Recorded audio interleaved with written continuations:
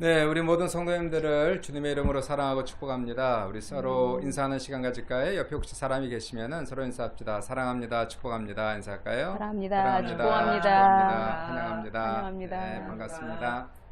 어떻게 잘들 지내고 계십니까? 날씨가 많이 더워졌는데 또 하나님의 은혜 가운데 모든 분들이 건강하게 또 평안하게 하루하루를 살아갈 수 있기를 주님의 이름으로 축복드리고요.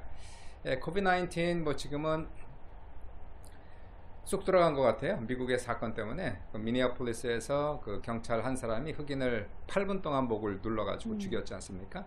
그래서 아주 온 미국 전체가 아주 소동입니다. 1960년대 시빌 무브먼트 이래로 아마 이렇게 큰 폭동이라고 얘기하기보다요, 프로테스트, 데모가 일어난 것은 아마 60년대 이후로 처음이다 생각하고, 1992년도에 이렇게 LA의 그 라드니 킹 사건 있지 않습니까? 그래서 LA 폭동 사건이 있었는데 그거에 비하면 이건 훨씬 더 전국적으로 세계적으로 퍼지고 있는 이번 사건인데요. 이번 기회로 말미암아서 그 인종차별, 아주 시스테매틱 레이시즘, 아주 시스템 속에 뿌리 깊이 내린 인종차별 뿐만 아니라 모든 차별 같은 것들이 이 지구상에 사라질 수 있기를, 모든 사람들이 하나의 평등하게 똑같이 대우를 받고 서로 인정하고 인정받을 수 있는 이러한 시대가 오기를 간절히 소망하면서, 우리 안에도 그런 게 없어야 될 것 같아요. 그렇죠? 누구를 차별한다든가 뭐 사람의 얼굴 컬러 때문에, 그 사람의 인종 때문에 우리가 어떤 사람들을 뭐 아래로 내려본다든가, 이러한 우리의 자세들을 우리가 특별히 조심하고, 이번 기회에 우리 자신을 다시 한번 되돌아볼 수 있는, 혹시 내 안에 그러한 자세가 있지는 않은가, 차별하는 그러한 마음이 있지 않는가, 이런 것을 한번 우리가 생각해 볼 수 있는 그러한 시간이 될 수 있었으면 참 좋겠습니다. 이번 주일날 좀 그런 부분에 대해서 한번 설교를 좀 할까 생각하는데, 한번 기도해 보고, 이 부분은 우리가 다 다루어야 되는 정치적인 부분, 정치권에서도 다루어야 되는데요. 트럼프 대통령이 뭐 아주 저는 전혀 도움이 안 된다고 생각해요. 뭐 when looting starts, shooting starts. 그러니까 이 약탈이 시작되면 총을 쏘기 시작한다, 뭐 이러한 얘기를 해가지고, 제가 보기에는 좀 그 대통령이 사람들을 달래주고 안정시켰으면 아마 이렇게 커지지 않았을 텐데, 이분이 좀 너무 이 말을 심하게 하는 바람에 이 사건이 더 커진 그런 사건을 우리가 볼 수가 있게 돼요. 하여튼 그 리더들이 잘해야 되는데, 리더에 있는 위에 있는 사람들이 이러한 일이 터졌을 때에 정말 조심하고 기도하고 겸손하게 이러한 부분을 다뤄야 되는지, 그렇지 못했다는 부분에 대해서 참 실망을 좀 많이 이번에 했고요. 이러한 부분에 있어서 정치권뿐만 아니라 이 신앙, 이 교계에 있어서도 우리가 한번 꼭 다루고 짚어야 되는 그러한 부분이 아닌가, 그런 생각을 해봅니다. 여러분은 어떻게 느꼈는지 모르겠지만 하여튼 굉장히 중요한 사건이고요. 역사에 남는 그러한 사건이 될 겁니다. 조지 플로이드, 흑인이지만 이제 내셔널 히어로가 된 그런 사건이 돼서 이번 일로 말미암아서 하나님의 뜻이 이루어질 수 있기를, 공의로운 이러한 이 사회가 나타나기를, 정의롭고 모든 사람들이 평안하게 거할 수 있는 그런 사회가 될 수 있기를 한번 간절히 소망해 봅니다.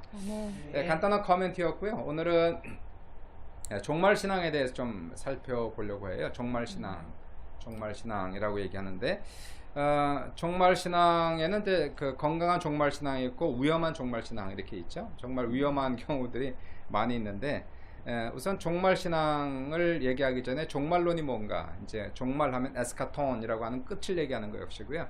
종말론 하면 에스카톨로지 이렇게 보통 얘기하죠. 배웠죠? 에스카톨로지, 네. 종말론 그렇게 얘기하는데, 기독교는 종말론적 교리를 가지고 있죠. 확실하게. 이거는 성경에 분명히 나타난 그러한 부분이기 때문에 우리가 결코 부인할 수 없고요. 이 종말론을, 기독교인이 된다는 것은 종말론을 믿어야 되는 것이고, 그리고 이 종말론적 신앙을 갖는 것은 대단히 중요한 겁니다. 같이 가는 거니까요. 기독교인이 된다는 것은. 종말론적 교리를 좀 간단하게 한번 보고, 종말론적 교리는 기독교적 세계관에서 시작하고 역사관에서 시작한다, 이렇게 볼 수 있어요. 그러니까 관점이죠. 이 세계를 어떠한 관점으로 보느냐, 또 역사를 어떠한 관점으로 보느냐에 따라서 이러한 그 관점들이, 이 철학이나 신학들이 나오는 것을 볼 수 있는데요. 기독교의 세계관은 어떨까요? 보통 world view 그렇게 얘기하죠. 세계관 world view인데, 세상은 어떻게 만들어졌는가, 이제 이러한 부분이고요. 우리는 믿는 것이 창조주 하나님께서 이 온 세상을 만드셨다, 이렇게 믿고 있는 거 아닙니까? 그것이 이제 우리의 세계관이죠. 하나님께서 인간을 창조하시되 하나님의 형상 따라 모습을 따라 지으셨다. 이제 이러한 세계관을 가지고 있어요. 그래서 하나님의 형상을 따라 지은 인간은 하나님 앞에서 평등하다, 이렇게 얘기가 될 수가 있는 것이겠죠. 역사관은 뭐냐면요, 그 세상의 역사를 어떻게 바라보느냐는 겁니다. 역사는 그냥 흘러가는 것인가, 역사는 그냥 우연히 만들어지는 것인가. 기독교 역사관은 그렇지 않고, 기독교 역사관은 방향성을 얘기하죠. 기독교의 역사는 시작이 있고 끝이 있으며 방향이 있다, 이렇게 얘기하고 있어요. 기독교 역사는 시작이 있다. 하나님이 역사의 주관자 되시고 역사의 창조주가 되신다, 이렇게 보면서 창세기 1장 1절 아시겠지만은 태초에 하나님께서 세상을 창조하시니라, 그러면서 이 창조와 함께 역사가 시작되는 것을 우리가 볼 수가 있지 않습니까? 역사를 시작하신 그 하나님이 오늘도 역사를 주관하시고 이 역사를 어떤 한 방향으로 끌고 가신다는 것이 역사관, 그죠? 역사관입니다. 그래서 하나님께서 목적하신 어떠한 방향으로 이 역사는 지금 흘러가고 있는 것입니다. 우연인 것 같지만, 실수인 것 같지만, 그러나 분명히 하나님의 뜻이 이 역사 속에 숨어 있고 역사를 통해서 하나님의 뜻이 나타나고 있는 것이고요. 어떤 한 방향으로 역사가 가고 있으며, 그리고 역사는 끝이 있다. 이제 이것이 이제 이 종말론이 되는 거죠. 역사에는 시작이 있고 끝이 있다. 하나님은 시작이요 끝이시며 알파와 오메가가 되신다. 이제 이렇게 얘기하는 것이 이제 역사관이 되겠죠. 아까 이제 창세기 1장 1절에 태초에 하나님이 천지를 창조하시니라, 그 역사 시작이라고 한다면, 이제 종말은 계시록 신약성의 끝을 보시면은 계시록 22장 20절 21절 맨 마지막 끝을 보면 이렇게 나와요. 내가 진실로 속히 오리라 하시니 아멘 주 예수여 오시옵소서, 이렇게 마라나타, 이렇게 끝납니다. 그래서 주 예수의 은혜가 모든 자들에게 있을지어다 아멘, 그러면서 이 맨 마지막 끝을 얘기합니다. 시작과 끝, 창세기 1장 1절에서 시작한 역사의 시작이 예수 그리스도의 재림을 통하여 이제 종착역을 내리는 이 역사의 맨 마지막을 보게 되는 겁니다.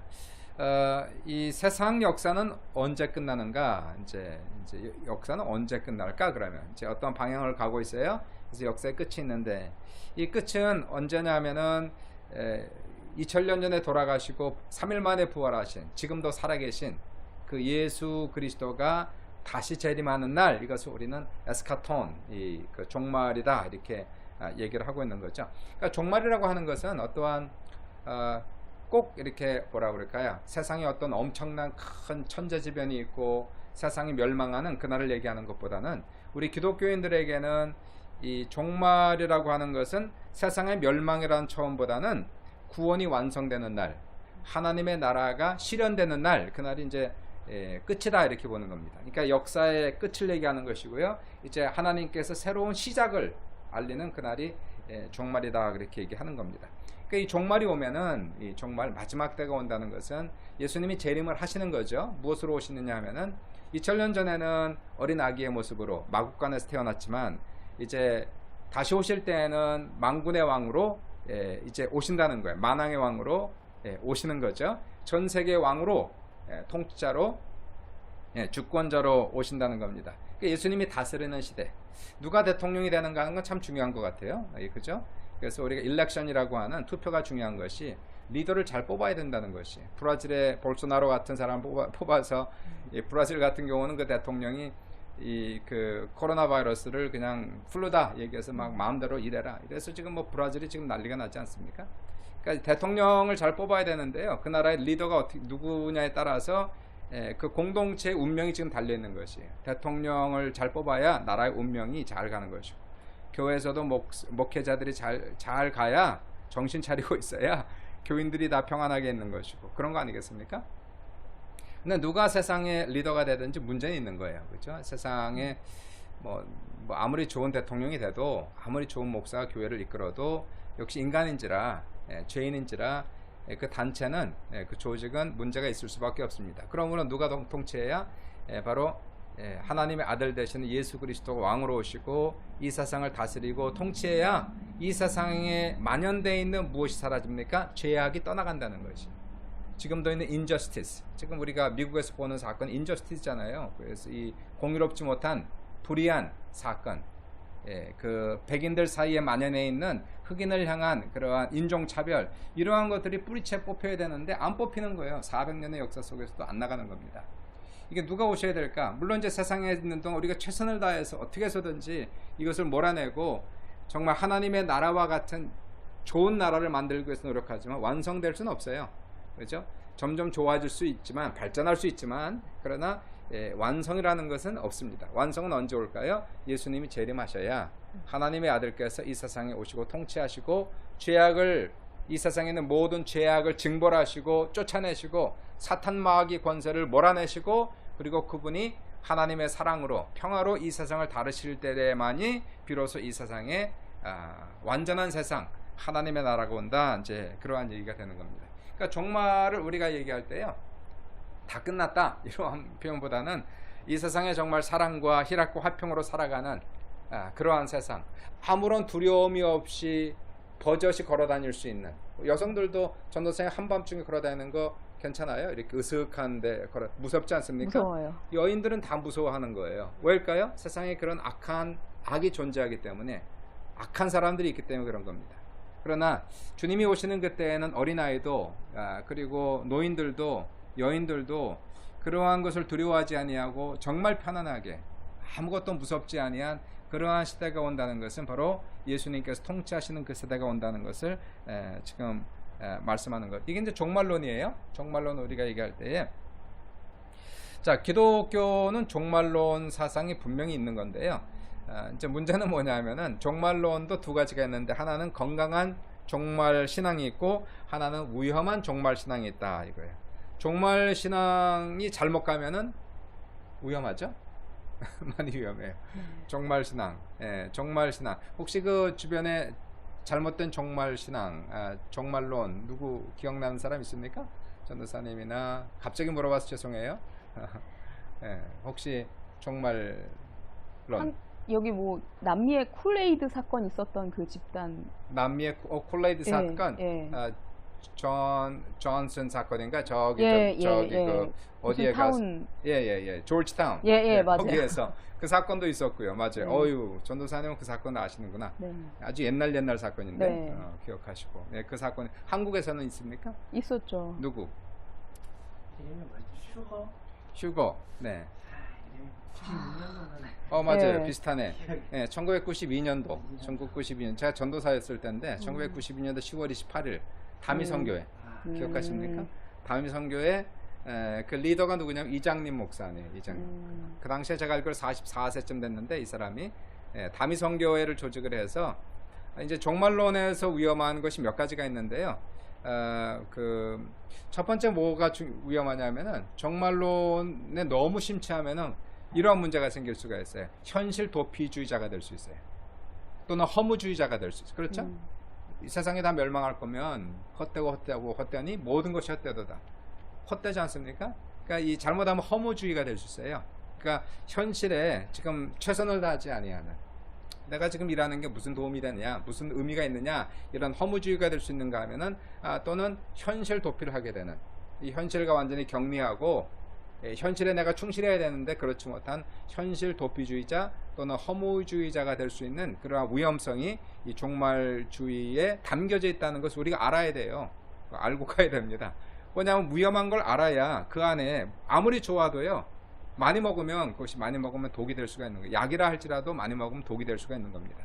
종말주의를 건강하게 가면 정말 좋은 건데요, 이게 잘못 가면은 지나치게 거기에 같이 가는 사람들은 이게 독이 될 수 있는 그런 부분을 볼 수가 있어요. 현실 도피를 할 수 있는 그런 부분이 있습니다. 그래서 뭐 열심히 할 필요도 없고 공부할 필요도 없고 그냥 오직 예배, 오직 기도, 오직 신앙생활에만 매달리는 이런 거는 좋지 않은 겁니다. 제가 보기에는요, 신앙생활이라고 하는 것은 우리의 신앙이 어디까지 흘러가야 됩니까? 생활로 흘러가야 되잖아요. 그렇죠? 이게 듀얼리즘이라고 하는 이원화가 되면 안 되거든요. 신앙은 신앙이고 생활은 생활이고 하면서 이 신앙생활에 몰두하다가 생활을 저버리는 그런 이원화가 되는 것은 대단히 위험한 것이거든요. 비사회적인 사람들이 된다는 것이. 그러므로 우리의 신앙은 반드시 우리의 생활 속으로 흘러내려갈 수 있는 그런 신앙을 가져야 되는데 종말주의는 그렇지 못하는 경우들이 가끔 있는 거예요. 지나치게 종말주의자가 되면은 현실을 도피하고 현실을 부정하고 현실을 무시하고 오직 예배, 오직 기도, 오직 신앙 생활에만 몰두해서 그 사람은 어쩌면 사회에서는 별로 도움이 되지 않는 이러한 사람으로 전락할 수가 있게 되는데요. 뭐 그 정도만 해도 괜찮을 것 같아요. 혹시 여러분은 그 사람 들어봤어요? 신옥주 목사라고 들어봤습니까? 모르죠? 신옥주 목사라고 그 한국에 피지에 잘하시네요. 피지에 잘하네요. 네, 은혜롭 교회 뭐 얼마 안 된 얘기예요. 신옥주 목사라고. 이 사람은 이제 종말이 온다, 대환란이 온다 이렇게 가르친 거예요. 7년 대환란이 온다. 그러니까 우리는 7년 대환란이 올 때에 피난처를 찾아야 된다. 그래서 성도들 어디로 이주시켰냐면 피지로, 저 남태평양 조그만 섬으로 자기 재산 다 팔아가지고 거기에 어떤 넓은 땅을 사가지고요. 그래서 800명 정도를 이주를 시켰어요. 그리고 그 문제가 아주 컸습니다. 그 사람이 결국은 대한민국에서 구속이 돼가지고 지금 감옥에 있죠. 한 7년 감옥 생활 받았으니까 아마 지금도 아마 있을 거예요. 좀 더 오래 있어야 될 것 같은데 제가 보기에는 그런 문제가 되는 거예요. 그 속은 사람들은 뭡니까 그게 도대체? 자기 재산 다 팔아갖고 애들 공부하는 거 때려치고 직장인 때려치고 그냥 피지에 가서 뭐 하고 있어요 거기서? 뭐 하고 있는 겁니까? 그런 현실 도피를 하는 문제가 생길 수가 있다는 것이고요. 그 다음에 이제 우리가 문선명은 네. 이름은 들어봤죠. 저도 제가 60년대이기 때문에 아마 연세 드신 분들은 문선명을 잘 알까. 문선명이 아니고 박태선 들어봤죠. 네. 박태선, 문선명 유명한 사람이니까. 박태선 씨는 60년대 사람이니까요.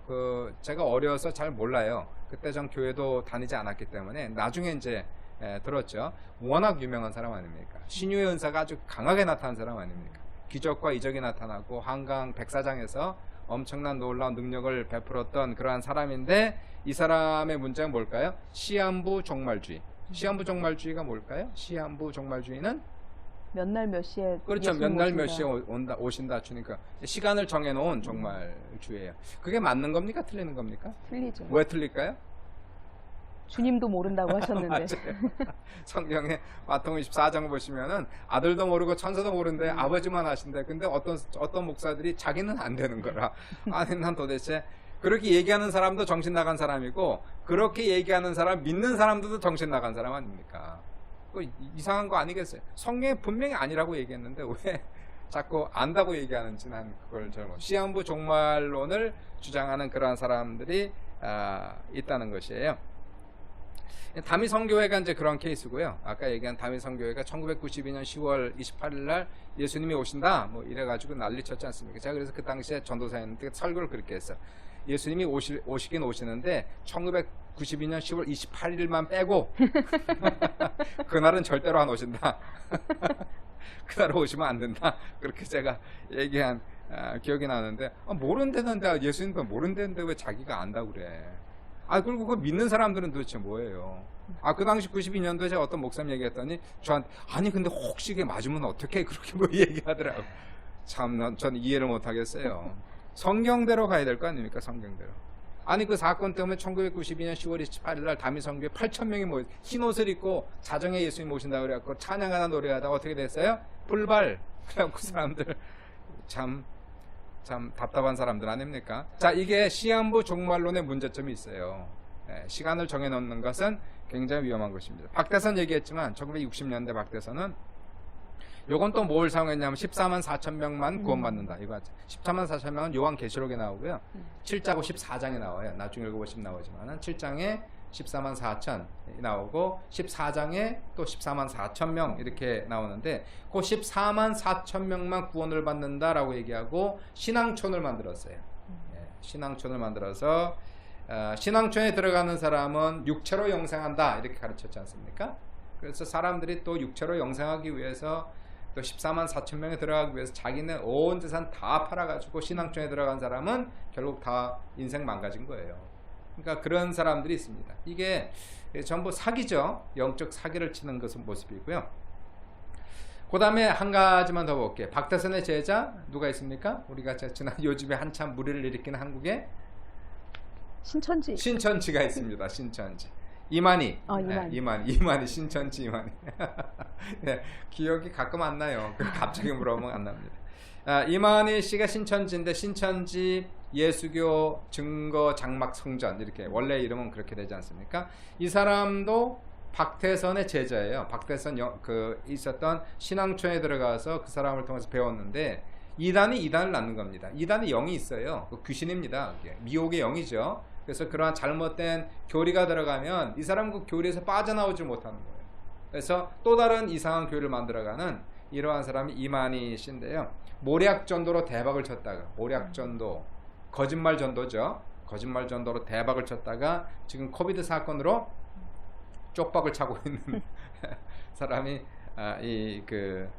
이만희 씨 아닙니까? 이만희 씨도 역시 마찬가지로 14만 4천 명만 구원받는다 이렇게 얘기했고요. 14만 4천 명은 죽지 않고 육체로 영생한다. 이걸 믿는 사람들이 있어요. 이야, 참 대단합니다. 참 믿음이 어떻게 그런 걸 믿는지 모르겠어요. 육체로 영생한다. 이거예요. 그래서 이 사람이 가르친 거는 뭘 가르쳤냐면 예수님의 재림을 가르치는데 예수님이 재림하셨다 이렇게 가르치고 있어요. 재림했는데 육체로 재림한 게 아니라 영으로 재림하셨고 영으로 재림하신 예수님께서 누구에게 왔다? 이만희에게 왔다 그렇게 가르치는. 그래서 이만희는 예수와 지금 이렇게 합일되어서 자신은 영생불사한다 이렇게 얘기하고 있는 거예요. 노인네가 지금 뭐 다 죽을 사람 아닙니까? 지금 거의 다. 자, 그렇게 지금 가르치고 있는 거예요. 본인은 죽지 않는다. 예수의 영이 나에게 와서 나는 재림 예수다. 나는 보혜사다. 이긴 자다. 그렇게 얘기를 하고 있는 사람이 이만희 씨가 돼요. 사회에 엄청난 물을 일으켰지 않습니까? 그리고 그가 가르치는 14만 4천 명 이 사람들에게 순교하신 오래전에 순교하신 분들의 영이 임하여서 14만 4천 명이 죽지 않고 합일되어서 그 세인트죠. 그러니까 이 성인들과 합일되어서 이들은 영원히 죽지 않는 영생 불사할 것이다. 이렇게 가르치는 사람들이 그 예수교 장막 성전 되겠습니다. 문제는 뭐냐면은 이 사람들이 14만 4천 명이 넘었잖아요. 20만 명이 넘었지 않습니까? 그래서 교리 수정을 했지 않습니까? 그래서 우리 이 신천지 안에 그 알곡과 쭉정이가 있다. 이것도 성경에 나오는 말을 그대로 사용하는 거.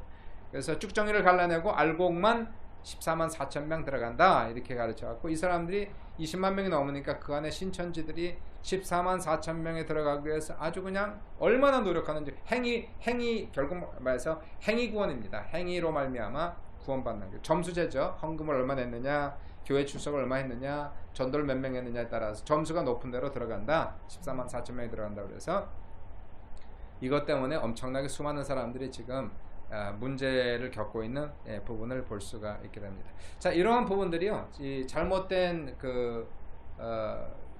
건강하지 못한 위험한 종말 신앙이다 그렇게 얘기하는데 건강한 종말 신앙을 볼게요.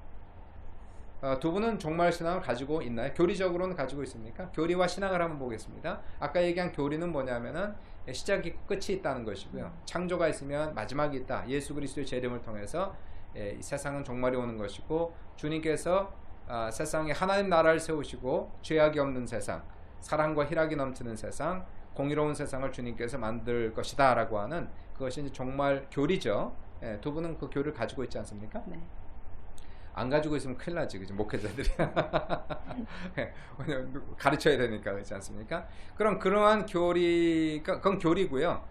그 다음에 그럼 건강한 종말 신앙은 뭐예요? 거기서 나타나는 건강한 종말 신앙은 어떠한 모습으로 나타나야 진짜 건강한 종말 신앙이라고 얘기할 수 있을까요? 서론이 길었죠? 이제는 본론에 들어갑니다. 그래서 한번 여쭤볼게요. 코멘트 한번 해보세요. 건강한 종말, 내가 그러한 교리를 가지고 있다라고 한다면 그 교리는, 왜냐하면 교리와 우리의 신앙은 일치가 되는 거거든요. 교리가 우리의 신앙, 우리의 생활 속으로 이렇게 스며들어가는 거 아닙니까? 이게 떨어지면 안 돼요. 교리와 생활이 분리가 되면 절대로 안 됩니다. 이원화가 되면 안 된다는 거예요. 교리는 반드시 우리의 생활화가 돼야 되는데, 그러면 예수 그리스도의 재림을 믿는다면, 종말이 있는 걸 믿는다면 우리는 어떠한 건강한 신앙생활을 해야 되는가? 이제 이것이 이제 오늘의 주제가 되겠습니다. 그리고 오늘 본문 말씀이 되겠고요. 먼저 여쭤보고 본문을 말씀 읽어볼게요. 너무 인상적인 다 대답일 수도 있겠는데요. 내일 지금 당장 예수님이 오셔도 후회 없을 만큼 오늘을 충실하게 살고 어허. 그리고 그렇지만 예수님이 오셨을 때 종말이 딱 됐을 때 내가 하나님한테 나가서 상급을 많이 받아야 될 것 아니에요? 그러니까 그 상급을 위해서도 오늘 하루를 열심히 살아야지 네. 되지 않나 싶습니다. 네네, 아주 좋은 대답이죠. 그러니까 두 가지였네요. 그렇죠? 주님이 언제 오실지 모르니까, 오늘 오실지 모르니까 오늘을 충실하게 후회 없이 살 것과, 또한 우리 인생의 종말이라고 하는 것은 또 천국이 있으니까 네. 천국을 대비하면서 오늘 열심히 살아서 상급을 쌓아놓는 그러한 그렇죠. 신앙생활을 해야 된다. 몇 점 드릴까요? 100점 드리면 될 것 같아요. 그렇죠? 자, 그럼 우리 목사님은 거기에 덧붙여서 한두 마디 또 얘기할 게 있다면. 덧붙이자면 저도 이렇게 생각을 하는데요. 저는 이제 자녀가 있다 보니까 저는 이제 언제 오실지는 모르겠지만 저는 사실 이제 가까웠다라는 생각이 많이 있어요. 그래서 저희 자녀 때가 아닐까라는 생각도 들거든요. 예.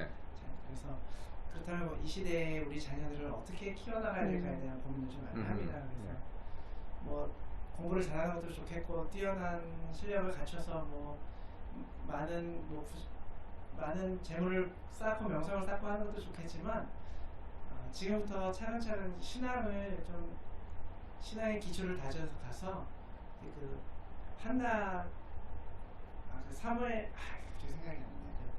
다 아무도 하나님을 여호와라고 섬기지 않을 때에 여호와라고 고백할 수 있는 그런 우리 자녀였으면 좋겠다는 마음으로 그러기 위해서는 제가 또 먼저 바르게 또 신앙생활을 해야 되지 않나요? 그래서 그런 마음으로 살아가고 있습니다. 네. 한 걸음 더 나아가서 자신뿐만이 아니라 우리 자녀들에게도 그러한 신앙을 물려줄 수 있는 그러한 신앙생활을 내가 해야 되겠다. 이제 그러한 귀한 말씀을 주셨어요. 사실 세상에 종말이 오지 않아도 우리 인생에도 종말이 오지 않습니까? 그렇죠? 언젠가 그 종말 신앙이라는 게 어쩌면은 우리의 인생의 종말을 대비할 수 있는, 우리의 죽음을 대비하고 오늘을 살아갈 수 있는 그런 신앙이 될 수 있을 것 같아요. 제가 옛날에 읽었던 책 중에서 영향을 받은 책이 스티브 코비가 쓴 Seven Habits of the Most Effective People. 그러니까 가장 효과적인 사람의 7가지 습관, 그렇게 얘기했어요. 그러니까 가장 그 효과적으로 산 사람들의 습관이 있는데 그 중에 첫 번째 나오는 게 Start with end in mind. 끝을 생각하고 시작하라, 이 얘기였습니다. 끝을 생각하고 시작하라. 그러면서 이제 그 사람이 그 예를 들은 것이 뭐냐면은 우리가 죽었을 때에 이제 우리가 관 속에 들어가 있으면 누군가가 나와서 율로지를 하지 않습니까? 율로지가 뭐죠? 조사를 하지 않습니까? 조사를 할 때에 그 조사의 내용이 어떠한 내용을 듣고 싶으냐 이제 이렇게 물어보더라고요. 책 안에서.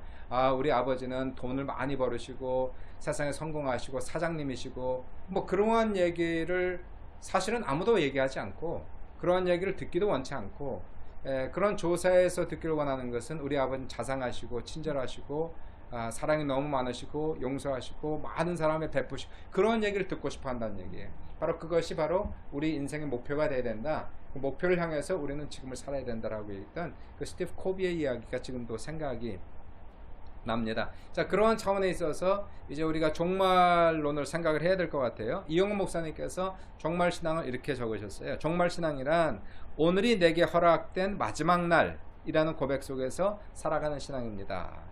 전도사님 얘기한 거 맞네요.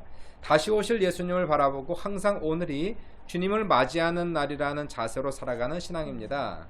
따라서 종말 신앙은 시간을 헛되이 보내는 게으른 삶을 허용하지 않습니다. 천국 소망을 품고 주어진 삶에 감사하며 최선을 다해 살아갑니다. 이렇게 이용호 목사님이 적고 있어요. 오늘 한번 본문 말씀 한번 읽어보시면서 이 베드로께서 종말 신앙에 대한 얘기를 이제 하십니다. 7절부터 11절까지 한번 교독할게요. 만물의 마지막이 가까이 왔으니 그러므로 너희는 정신을 차리고 베드로전서 몇 장 몇 절이죠? 4장 7절부터 11절이에요. 베드로전서 4장 7절부터 11절입니다. 한번 성경을 펴보세요. 그리고 다시 한번 읽습니다. 만물의 마지막에 가까이 왔으니 그러므로 너희는 정신을 차리고 근신하여 기도하라.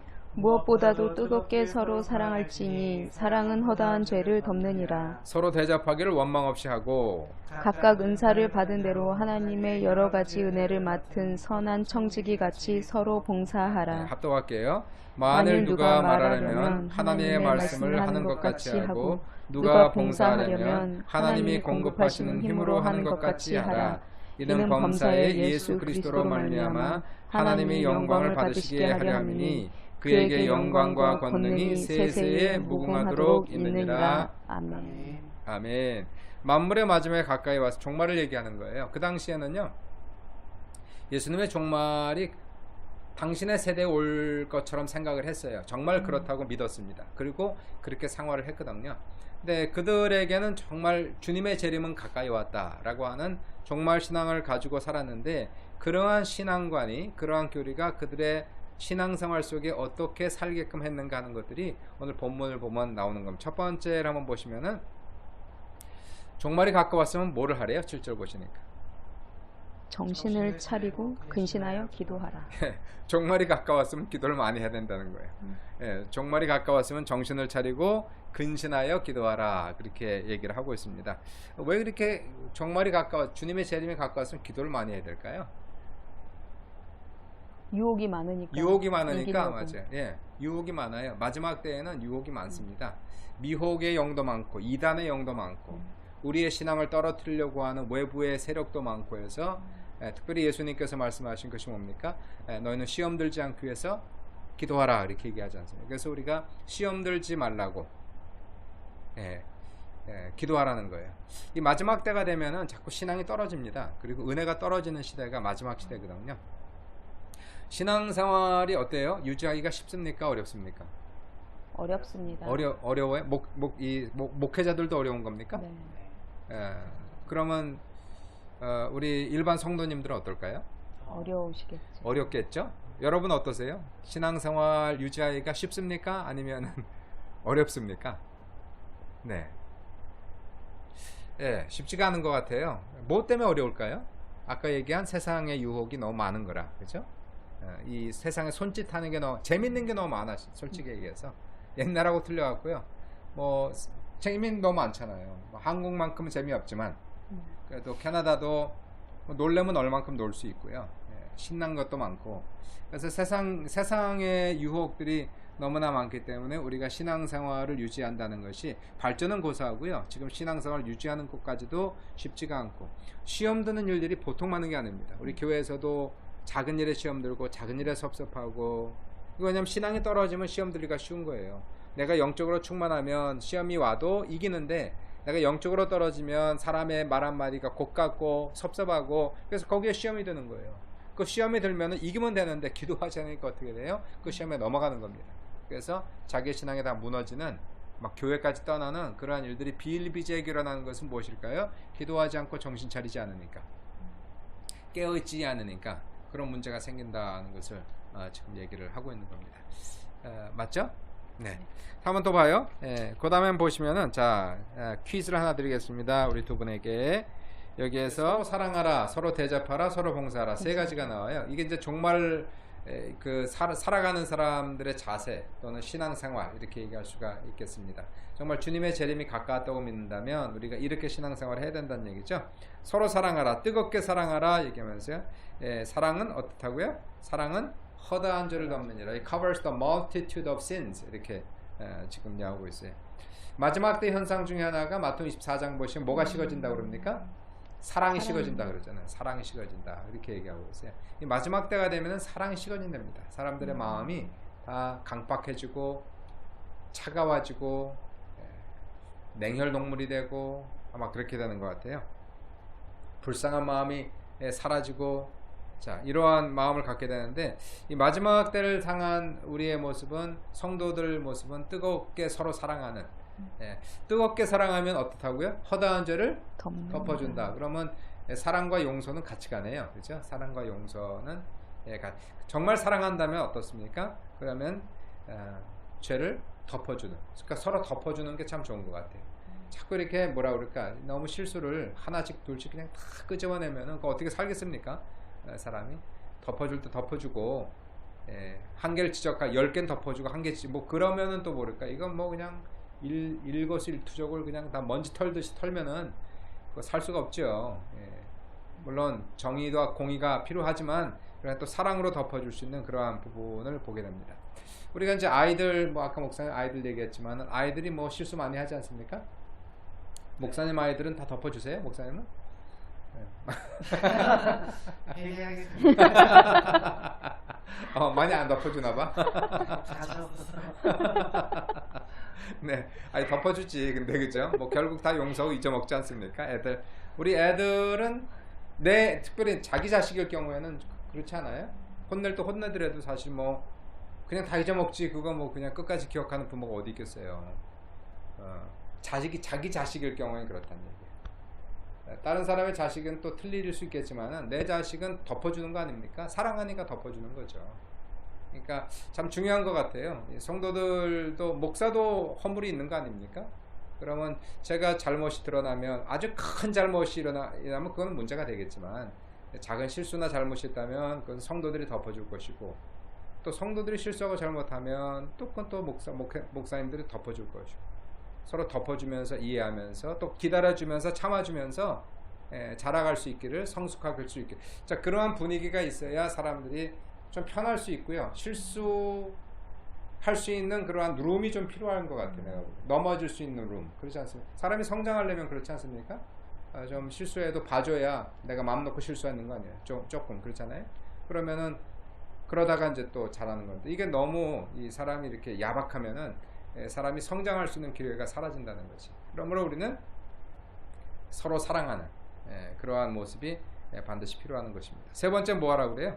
그 다음에 뜨겁게 사랑하라 지금 나왔고요. 그 다음 서로 어떻게 하라고요? 서로 대접하기를 원망 없이 하라. 서로 대접하기를 원망 없이 하라, 그렇게 얘기합니다. 대접 hospitality인데요. 이 hospitality, 전도사님은 저기 시리아 안 갔다 왔죠? 네. 안 갔죠. 제가 시리아를 갔더니 참 그 문화가 참 따뜻한 문화가 있더라고요. 물론 이제 이슬람 문화긴 하지만 이 동양 문화는 이 대접의 문화가 있더라고요. 우리 옛날에 한국의 시골 문화 같은 거 있지 않습니까? 항상 뭐 외인들 그냥 받아들이고 웰컴하고 그다음 대접하고 융숭하게 대접하는 그런 문화가 시리아에 그때 남아 있었어요. 지금 뭐 내전으로 해서 2011년부터 시작해서 벌써 9년 차인데, 제가 간 때가 2010년도에 갔거든요. 그래서 전쟁 터지기 1년 전에 거기 갔는데, 물론 이제 전도차 갔습니다. 전도차 가서 마을을 다니면서, 그때 이제 세 사람이 짝을 지어서 보통 이렇게 가요. 그럼 언어도 하나도 모르죠, 우리가. 책자 같은 거 가지고 이제 뭐 손짓 발짓 해가면서 얘기하는데, 그럼 이제 한 사람, 이제 제가 기억나는 게 한 집을 갔는데, 제가 이제 그때 리더였어요. 두 사람이 여자입니다. 근데 해가 막 져가는 거야. 막 겁이 나더라고. 해는 져가지, 잘 때는 없지, 여간도 없지, 아무것도 없는 거예요. 뭐 사람들은 막 쳐다보지. 겁이 나더라고요. 그래서 어떤 마을에 들어가서 지나가면서 이제 한 집에서 한 아저씨가 거기 앉아 있었어요. 자기 딸하고 이렇게 앉아 있는 것 같아요. 나이 같은 딸이었습니다. 그래서 가서 이제 그 나라 말로 물었지, 아랍 말로. Can I use the washroom? 화장실 좀 쓸 수 있을까요? 그랬더니 쓰라고. 이제 그 사람들은 이게 있거든요. 대접의 문화가 있어서 누가 스트레인저가 와서 이렇게 부탁하면은 거절을 잘 하지 않는 그런 문화가 있어요. 그래서 화장실 들어가도 되냐, 그래서 화장실 들어간 사이에 두 사람 밖에서 이제 얘기하는 거예요. 그럼 그분들은 반드시 이제 시간이 있으면 꼭 티를 이렇게 권해요. 티 마시겠느냐? You wanna have a tea? 이렇게. 그래서 이제 다른 두 사람은 또 티를 마시면서 거기 앉아서 노닥거리는. 그래서 화장실에 들어간 사람은 일부러 거기서 이제 1분 내에 나올 수 있지만 한 5분 정도 있다가 나오죠, 일부러. 그래서 이제 나오면은 세 사람이 앉아서 이제 노닥노닥하고 티를 마시면서 1시간씩 얘기하고, 해가 이제 다 졌어요. 지고 나서 그 다음에 혹시 이 근처에 뭐 호텔이나 이런 거 있냐고 그랬더니 don't worry, 우리 집에서 자고 가라고 그러더라고요. 그래서 우리 세 사람이 그 집에서 3박 4일을 잤어요. 3박 4일을요? 3박 4일을 잤어요. 갈 데도 없지, 그러니까 어떡하겠어요. 3박 4일 자면서 그 집에서 전도를 한 거예요. 전도하면서, 물론 이제 전도가 먹혀 들어가진 않는데, 뭐 우선 언어도 잘 통하지 않고, 그 사람들은 아주 완전 회교 중에 회교더라고요. 근데 이제 거기에서 이제 하나는 복음을 전하고, 이제 그랬는데 그런 문화가 있더라고요. 그분들이 지금 살았는지 죽었는지 알 수가 없어. 9년 내전 동안에 무슨 일이 있었는지 모르겠지만은 그러한 문화가 그 시리아에 있었는데 한국에 이제 시골 문화 같은 그런 문화가 있었는데요. 이제 성경에서는 그런 서로 대접하는 것을 융숭히 하고 서로 원망 없이 하라 그렇게 얘기를 하고 있습니다. 성경에서 이제 참 대접의 은사가 있는 사람들 참 중요한 것 같아요. 교회에서도 셀장들은 대접의 은사가 다들 있는 것 같아요. 그래서 셀원들 초대해서 식사 대접하고 그리고 그들과 같이 모임을 갖고 같이 기도하는 그러한 대접의 은사는 참 좋은 은사라고 생각을 합니다. 세 번째 한번 볼게요. 세 번째 서로 뭐 하라고요? 봉사하라. 서로 봉사하라. 봉사를 하는데 어떻게 봉사라고 지금 나와 있습니까? 선한 청지기 같이. 그렇죠. 각각 은사를 받은 대로 하나님의 여러 가지 은혜를 맡은 선한 청지기 같이 서로 봉사하라. 서로 봉사하라. 내가 너에게 너는 나에게 서로 우리가 봉사하는 그러한 모습을 가지라고 지금 얘기를 합니다. 여기서 특별히 은사를 받은 대로 그렇게 지금 나오고 있는데 두 분은 어떤 은사 하나님 앞에서 쓰임 받을 수 있는 은사가 있다면 어떤 은사를 so far 지금까지 어떤 은사를 발견하셨어요? 저 같은 경우에는 예수 믿고 생긴 은사가요. 무슨 은사가 생겼냐면은 믿기 전에는 사실 없었습니다. 예수 믿거나 생긴 은사는 리더십의 은사가 생겼고 사실 예수 믿기 전까지는 제가 어떤 장을 한 번도 맡아본 적이 없었어요. 뭐 회장, 부회장, 학교에서 한국에서 고등학교 다닐 때까지 도서부장도 나한테 시켜주질 않더라고요. 그런 걸 사실 좀 부담스러워했고 어떤 장을 맡는 걸 상당히 부담스러워했는데 예수 믿고 나서 자꾸 그런 장자리가 자꾸 생겨요. 그래서 처음에 교회 다니면서 제가 청년부 회장을 내가 스스로 조직해서 내가 처음에 시작을 했죠. 회원은 딱 하나, 제 아내 하나 이렇게 해서 그렇게 만나서 결혼까지 이렇게 갔는데 뭐 그런 식으로 이제 했고요. 그래서 제가 생긴 게 리더십의 은사가 생겨서 지금도 그래서 이제 그 리더십의 은사를 가지고 목회를 하는 것이고요. 그리고 뭐 총회에서도 여러 가지를 저한테 맡기는 것은 그러한 리더십의 은사가 있는 것이고 두 번째는 가르침의 은사가 있는 것 같아요. 저 안에. 그래서 성경 말씀을 좀 이렇게 제대로 볼 수 있는 그러한 눈이 있어가지고 잘 이해하고 제가 이해한 것을 좀 쉽게 설명할 수 있는 그러한 은사가 저한테 있고 세 번째 저에게는 섬김의 은사가 있습니다. 앞에 나타나는 것보다는 뒤에서 돕는 걸 많이 좋아하고 사실 장자를 맡고 있지만은 사실 거기에 대한 뭐라 그럴까 욕심은 전혀 없습니다. 저는 차라리 어떠한 뒤에서 누구를 도와서 그 사람을 도와주는 그런 훨씬 더 편하고 훨씬 더 좋아하는 그러한 모습이 있는데요. 그러한 은사가 저에게는 있어가지고 지금까지 봉사하는 하나님을 하고 있는데 한번 여쭤볼게요. 전도사님은 무슨 은사가 있습니까? 저도 그런 테스트를 하잖아요. 그리고 제가 제 생활을 봐도 저는 섬김의 은사가 있는 것 같아요. 저도 앞에 나서서 뭐 하라 그러는 거 제일 부담스러워하고 그렇게 되면 되게 제가 뒤에서 섬기는 것보다 제 역량을 더 많이 못 발휘해요. 앞에 나섰을 때. 그래서 섬기는 걸 또 좋아도 하고 또 잘 할 수 있다라고 저도 또 생각을 하고 여태까지 잘 해왔던 것 같고 그리고 두 번째는 대접의 은사가 있는 것 같아요. 근데 이거는 은사가 저한테 딱 온 게 아니라 부모님들한테서 물려받은 것 같은 대접하시는 걸 되게 좋아하셔서 저도 잘하면서 그걸 많이 보고 자라왔고 지금도 많이 하시려고 하시고 제가 그래서 청년부 할 때 셀장을 했었을 때요. 이렇게 셀원들을 집으로 초대해서 음식해서 먹이는 거는 아무런 부담이 없었어요. 너무너무 좋았고 셀원들도 또 좋아해줬고 그래서 그거에 대한 은사가 있는 것 같습니다. 섬김의 은사, 대접의 은사. 섬김의 은사, 대접은 정말 좋은 은사죠. 교회를 따뜻하게 할 수 있는 교회를 풍성하게 할 수 있는 은사가 섬김의 은사, 대접의 은사 그런 은사 있는 것 같아요. 많은 사람들이 그 은사를 받는 것이 좋은 것 같습니다. 우리 강 목사님은 어떤 은사가? 네, 저도 섬김의 은사가 있는 것 같습니다. 저는 사실 나서는 걸 별로 좋아하지 않거든요. 뒤에서 그냥 조용히 그냥 이렇게 도와주고 하는 걸 좋아해서 섬김의 은사가 있으면서도 저번에 이제 은사 테스트를 해보니까 또 목사님 첫 번째가 뭐였죠? 리더십의 은사 나오더라고요. 두 가지가 같이 있는 것 같습니다. 네, 리더십의 은사 다들 비슷하네 우리가. 서로 이렇게 좀 틀린 은사가 있어야 이렇게 좀 그쵸. 같이 가는데 이게 비슷한 은사들끼리 있어서 어떡하죠? 네, 많은 은사들이 있는데 여러분은 어떤 은사를 가지고 있어요? 그 그 은사를 주신 것은 섬기라고 주신 거죠. 그죠? 나를 과시하라고 주는 것이 아니고, 나를 나세우라고 주는 것이 아니고, 이것은 반드시 섬기라고, 다른 사람을 세워주라고 주는 것이 이제 그 은사고요. 거기 보시면은 은혜를 맡은 선한 청지기 같이 그렇게 얘기하지 않습니까?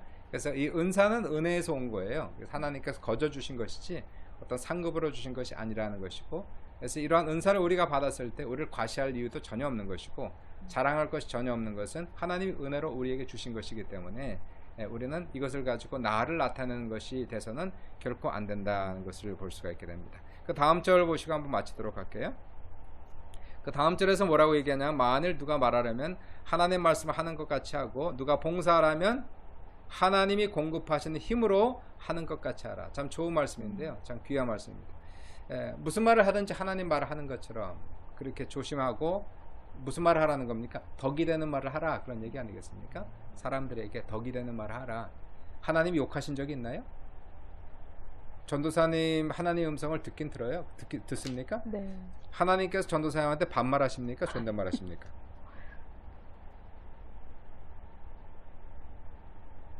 말하는 투가 어때요? 하나님께서 말하시는 투가 보통 어떻습니까? 막 이렇게 혼내는 아니죠. 말이 어떤 그렇게 식으로 얘기하세요? 격려하는 말을 많이 해주시는 것 같아요. 격려하시죠? 네. 예. 그 전도사님의 인격을 존중하는 그렇죠. 모습으로 얘기하십니까? 아니면은 아닙니까? 존중하시는 모습. 굉장히 존중하시죠? 네. 그죠? 네. 그 제대로 듣는 거예요. 만약에 하나님 얘기하는데 막 구박을 한다든가 욕을 한다든가, 그거는 귀신의 음성이지 결코 하나님의 음성이 아니란 말이에요. 그러니까 하나님은 어린아이한테 얘기해도 그 어린아이 인격을 존중하면서 얘기를 하십니다. 젠틀하게 얘기하세요. 그리고 결코 그 사람의 인격을 무시하는 말을 하지 않으세요. 그 사람이 좀 못됐다 할지라도 그 사람의 인격을 결코 무시하지 않는 것이 하나님이란 말이에요. 그러면 우리가 하나님 말씀하는 것처럼 하라는 것은 하나님께서 우리에게 얘기하시듯이 우리도 그렇게 말투부터 시작을 해서 말의 내용까지 포함을 해가지고 결코 그 사람을 무시하는 말이나 그 사람의 인격을 깎아내리는 말은 하지 아니하고 그 사람을 격려하고 세워주는 그런 말을 할 것임을 얘기하는 것이고요. 그 다음에 무슨 일을 하려면, 봉사하려면 어떻게 하라고 지금 얘기하고 있어요? 하나님이 공급하시는 힘으로. 하나님이 공급하시는 힘으로 하는 것처럼 하라, 이렇게 얘기하고 있어요. 이건 뭘까요? 그러면요, 이거는 내 힘으로 하는 게 아니다, 그렇죠? 그럼 이 모든 것을 다 한 다음에 어떻게 되는 겁니까? 누구의 힘으로 한 거예요? 그럼요, 하나님으로 한 거잖아요. 그러면 누구에게 영광을 돌려야 될까요? 하나님께. 하나님의 영광을 돌려야 돼요. 그 내용을 지금 얘기하는 거예요. 그래서 그리스도로 말미암아 하나님이 영광을 받으시게 하려 함이니 라고 얘기하고 있습니다. 그러니까 우리가 모든 것을 다 마친 다음에는요, 모든 영광은 누구에게 돌려드려야 됩니까? 하나님께 돌려드리는 것이 마땅하다는 것이에요. 왜냐, 하나님이 은혜로 주신 것이고, 그 은사를 은혜로 주신 것이고, 하나님이 주시는 힘으로 우리가 그 일을 한 것이기 때문에 이 모든 것을 다 마친 다음에는 결코 나를 자랑할 것은 아무것도 없습니다. 나는 낮아지고 오직 주님만이 영광을 받으시는 그러한 모습으로 살 것을 얘기하고 있습니다. 이 베드로께서 종말 신앙을 얘기를 하고 있는데요, 건강한 종말 신앙은 바로 이러한 모습을 지금 얘기를 하고 있습니다. 아까 우리 전도사님께서도 얘기를 했지만은 주님이 언제 오실지 모르기 때문에 오늘 하루를 마지막 날처럼 충실하게 살 것과, 한 걸음 더 나아가서 얘기한 것이 무엇이었냐면요, 천국이 있으니까 우리가 오늘을 사는 것은 오늘을 심는 것이다 하는 거 아니겠습니까? 심고 거두는 것은 언제 거둔다? 천국에 가서. 천국에서 거둔다, 그렇게. 우리가 이 세상에서 다 거둘 생각하는 게 아닙니다. 우리는 여기서 그냥 심는 거예요. 묵묵하게, 우직하게, 남이 보든 보지 않든 오직 하나님의 얼굴을 보고 이곳에서 계속 심어나가는 것이, 충실하게 열심히 정직하게 최선을 다해서 하나님을 위해 살아가는 것이고, 그러한 중에서 하나님이 우리에게 은혜를 주셨을 때 은혜와 영광은 다 주님께 돌려드리고, 우리가 천국에서 받을 그 주님이 주실 한마디의 음성, 잘했다 충성된 종아, 그러면서 우리에게 은혜의 면류관을 주시는 그날을 바라보며 살아가는 것이 바로 우리가 가져야 되는 종말 신앙이다 하는 것을 지금 얘기를 하고 있는 것이. 종말 신앙을 가지시길 주 이름으로 축원드리고요. 종말 신앙이 저는 그런데 어떨 때는 종말 신앙이 확 뜨거워질 때가 있는가 하면 어떨 때는 좀 식어질 때가 있어요. 여러분 두 분은 어때요? 그렇죠. 항상 종말 신앙이 뜨겁습니까? 아니요. 아니죠. 예. 요즘은 어때요? 두 분은 종말 신앙이 강한, 좀 이렇게 굴곡이 있다 그러면 신앙에 굴곡이 있지 않습니까? 은혜의 굴곡이 있는데 종말 신앙도 굴곡이 생기는 것 같아요. 어떨 땐 정말 주님의 재림이 가까운 것 같이 느껴지면서 정말 내가 오늘 하루를 살 때 최선을 다해 살아가는 그러한 신앙이 있는가 하면 어떨 때는 그냥 교리적으로 믿는데 그냥 좀 멀리 느껴지는 종말 신앙이 있습니다. 두 분은 어때요 지금은? 순간순간 다른 것 같아요. 순간순간. 네. 요새는 너무 강하게 느끼는 게 요즘에. 그렇죠. 코비드 19이다 뭐 아. 폭동이다 해가지고 너무 이렇게 흉흉한 소문들이 많이 일어나니까 네네. 네, 마지막 세대인 것 같아요. 마지막 세대인 네. 것 같다. 예, 그렇습니다. 목사님은 어떠십니까? 저도 한 10, 이 피크라면 한 7 정도에 있는 것 같아요. 7 정도에 있대요. 예, 아주 굉장히 높은 거예요. 7이면은 7 정도면 굉장히 높습니다. 저는 조금 떨어진 것 같아. 예, 이제 그래서 다시 한번 회복돼야 돼야 되는 그런, 물론 이제 코비드 19도 있고 뭐 미국의 폭동도 있고 하긴 한데 좀 뭐라 그럴까, 너무 안정됐다고, 좀 표현이 그렇네. 너무 안정됐다는 표현이 좀 그런데 안정되고 좀 편안하다 보니까 종말 신앙이 조금 사그러진 느낌이 조금 제가 들어요, 제 자신 안에. 그래서 제가 자신이 느끼니까 이런 부분들은, 그래서 우리가 신앙에 굴곡이 있을 때에 특별히 우리의 종말 신앙이 어느 정도 굴곡 있는 건 괜찮은데 이게 너무 떨어지면 안 되거든요. 마치 은혜가 떨어지는 것을 내가 알듯이 그 템퍼리처를 알지 않습니까? 온도계가 있잖아요, 내 안에. 성령을 통한 내 신앙의 온도계가 내 안에 있거든요. 은혜의 온도계, 그리고 신앙의 온도계가 있는데 지금 이 온도계를 지금 재고 있습니다. 근데 종말 신앙이 저한테 굉장히 강하게 올 때가 있었는가 하면은 지금은 거기에 비해서 그렇게 미치지 못하는, 7까지도 저는 안 되는 것 같아요. 저는 한 6 정도 될까 지금 그렇게 보고 있는데, 그래서 이 부분을 다시 한번 회복시켜야 될 필요성이 저한테 있다, 이렇게 봅니다. 여러분은 지금 어떻습니까? 종말신앙, 기독교는 종말교리를 가지고 있고요. 이거는 벗어날 수가 없어요. 기독교인이 된다는 것은 종말신앙을 반드시 가져야 되는데, 위험한 종말신앙 말고요, 현실 도피한다든가 아니면 현실을 무시한다든가 또는 시한부 종말론이라든가 자신의 인생을 망치는 또 비사회적인 종말론을 배제하고 건강한 종말신앙을 가져야 되는 것이, 오늘도 충실하게 살아가면서 최선을 다해 살아가면서 이 세상의 소망을 품는 것이 아니라, 이 세상에 다 쌓아놓고 다 성취하는 것이 아니라 이 세상에서는 정말 주님을 위해서 눈물을 흘리며 씨를 뿌리고 천국에서 내가 열매를 거두고자 하는 그러한 종말신앙을 가지고 살아갈 수 있는 우리 사랑하는 귀한 성도들 다 될 수 있기를 주님의 이름으로 축원합니다. 아멘.